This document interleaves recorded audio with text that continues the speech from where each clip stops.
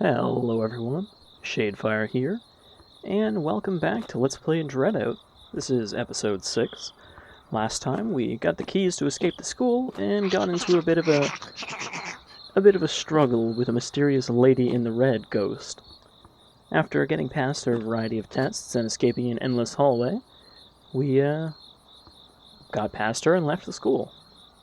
Our friends are still missing, as well as our teacher, and we are not any closer to leaving since we are on the wrong side of the school.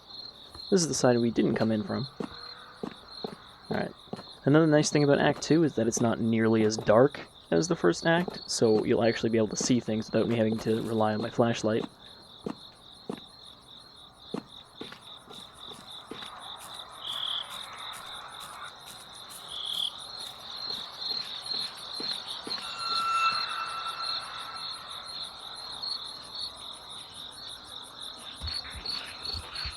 Here's some giggling goblins.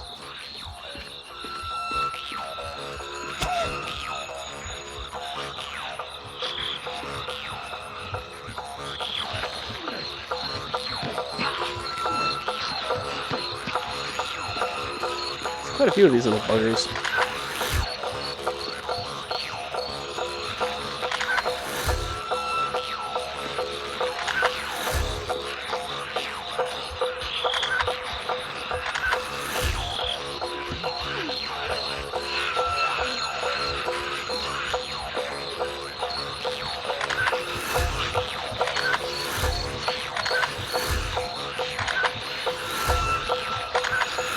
Just keep snapping. Keep them away from us.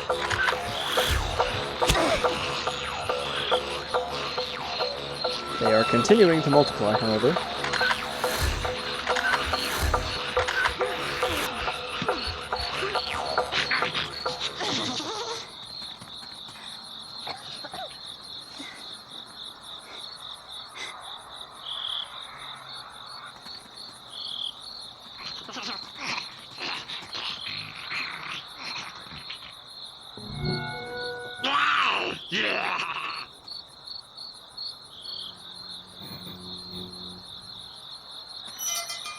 Well, that little shit stole our only means of defense, as well as the items we had left over from the first game.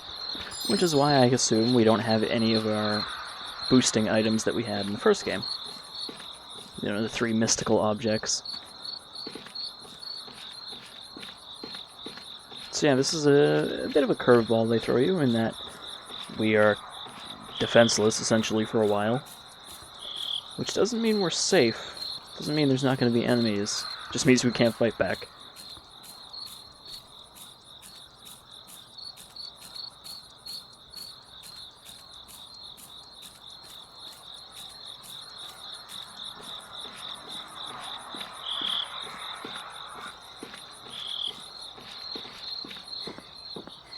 Actually, now I'm curious. Did we lose our items?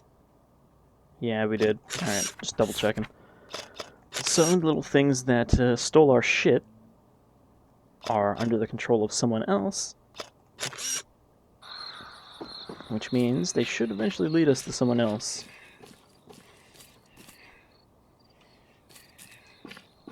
Oh look, it's one of our buddies.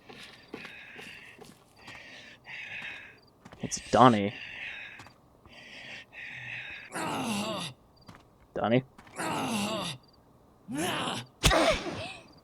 Doni is not too happy to see us, however, so let's get the fuck out of here.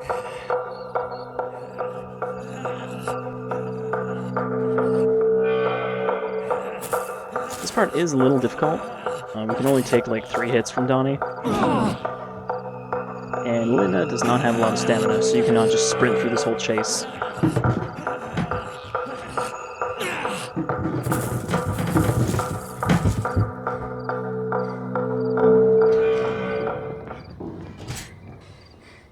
I'm sure this glass door will stop him.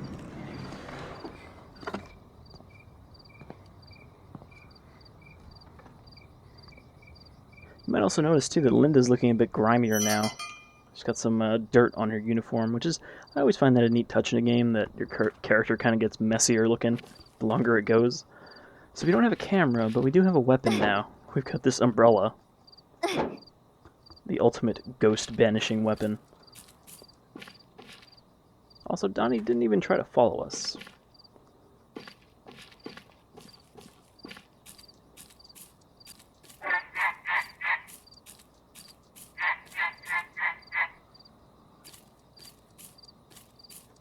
Hello? Frog Demon, is that you?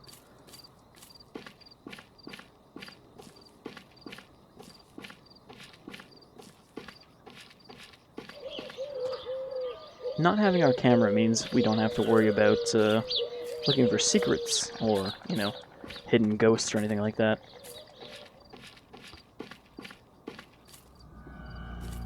But doesn't mean there's nothing around here to find. Look, another Jenglot. Oh, also this room is just full of references. Like, I think, if I remember, this is supposed to be either a Indiana Jones reference or a Castlevania reference. You've got a Left 4 Dead medkit, you've got a Resident Evil typewriter, you've got a Fatal Frame camera obscura, you've got a kind of Silent Hill looking, you know, Halo of the Sun looking symbol. So yeah, this is the reference room.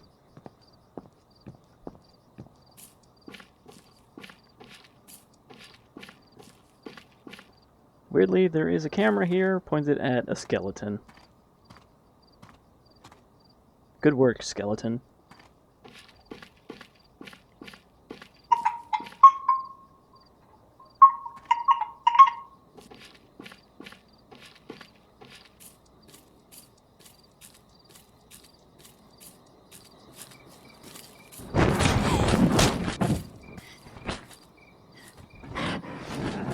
Well, that umbrella didn't last long.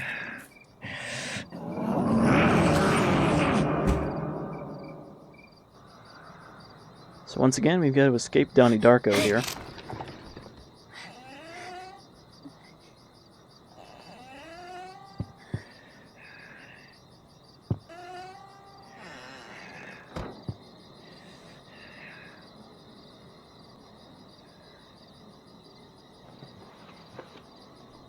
But we don't have to quite run through a chase here, we just have to sneak away under the floorboards.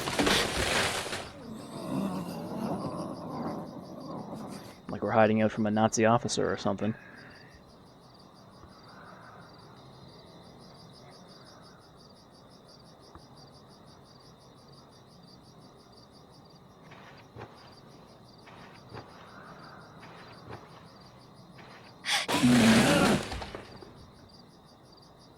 This house is basically just made out of fucking, like, thatch or something, with how easily the floor collapses.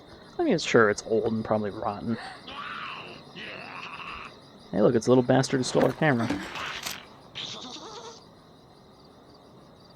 He's like, hey, you want to take a selfie with me?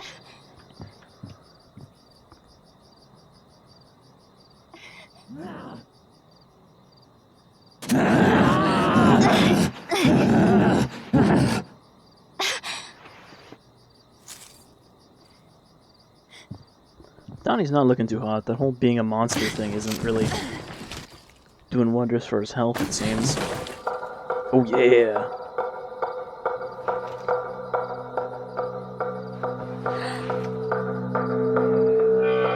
Well, he is certainly more flexible now.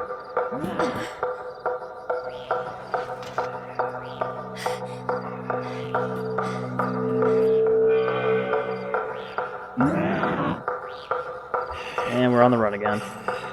So you do have to make sure to stop sprinting for a second, just to let your stamina recover, otherwise you'll run out and he will definitely get a hit on you.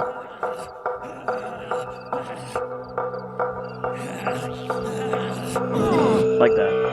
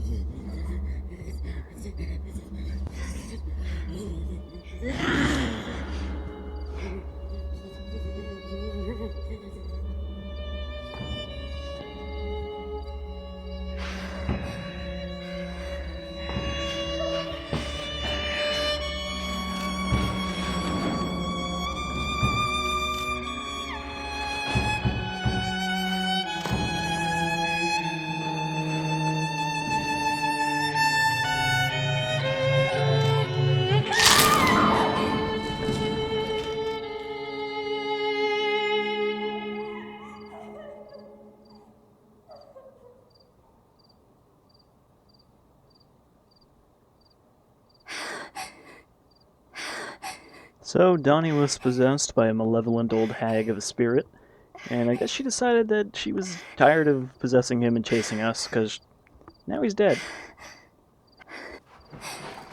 So we found a friend, and then we permanently lost that friend.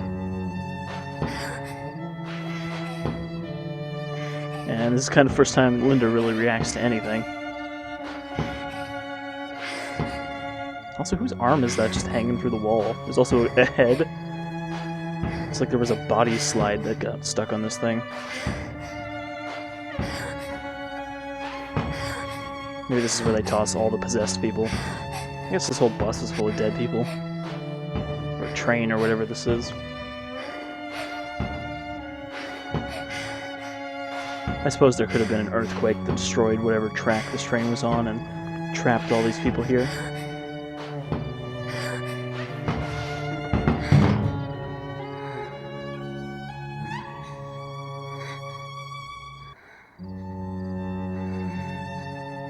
Well, you tried, Lynn.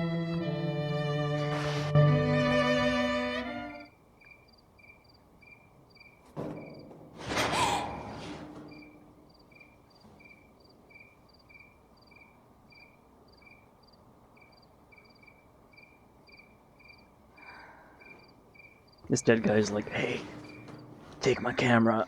It's no good to me anymore. He just wanted to get our attention.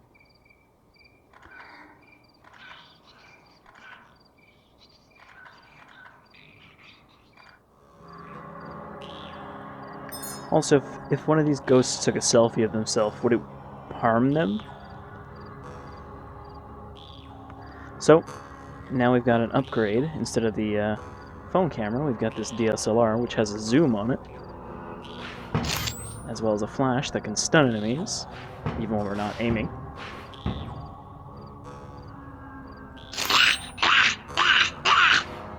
Yeah. Bunch of little Jontrons. Oh, there's a big one, though. Aren't you a big happy guy?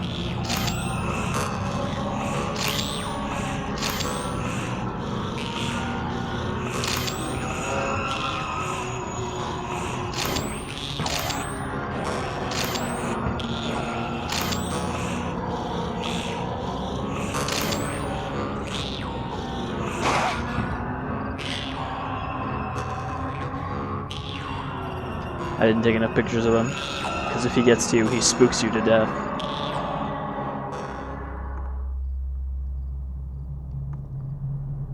Back in limbo once again.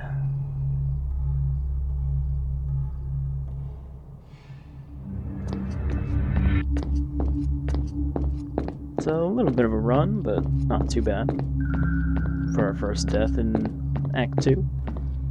I'm not sure if the deaths are cumulative between Act 1 and Act 2. Also, you can actually adjust whether this gets longer or not in the options, or you can just have it be a set distance.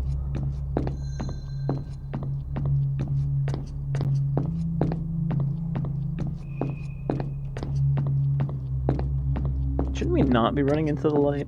Isn't that usually how you pass on? Alright. Fucked that up, but all we have to do is stand here and just take pictures of them every time we can.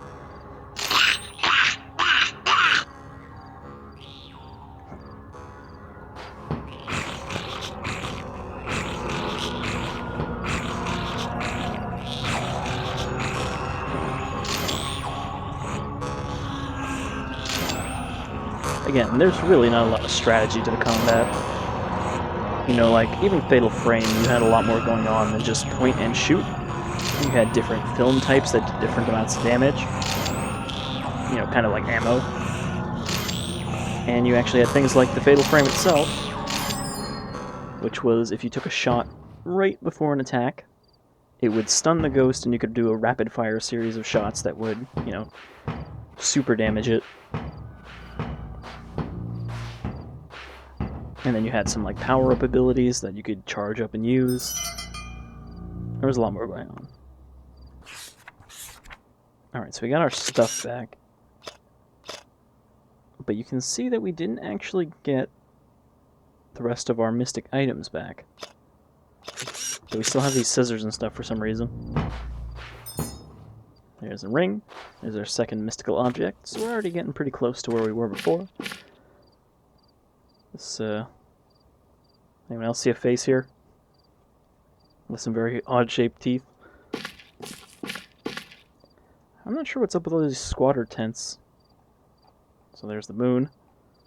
It's, looking a bit jaggy tonight. Must be that kind of phase. The pixel phase.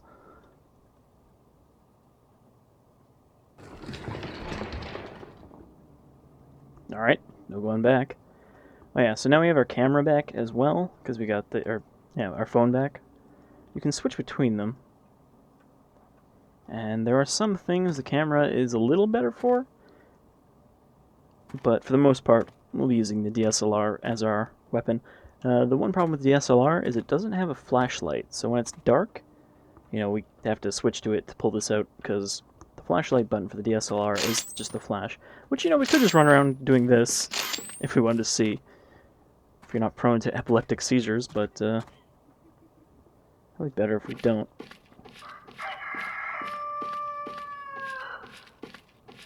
So now we're out of the town area and kind of into the jungle behind it.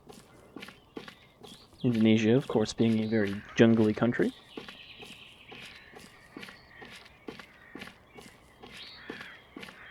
Oh, the sun's coming up.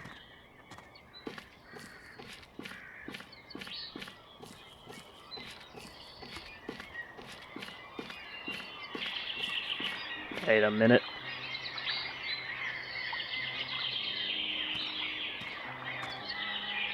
This seems like an unlikely place to find out here.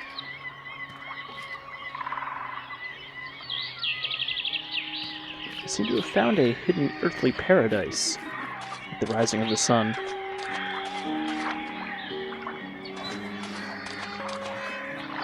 Bunch of women just kind of hanging around. Well, now that we've reached paradise, I think this is probably a good place to stop for this episode. Because clearly, nothing else spooky is going to happen for the rest of the game.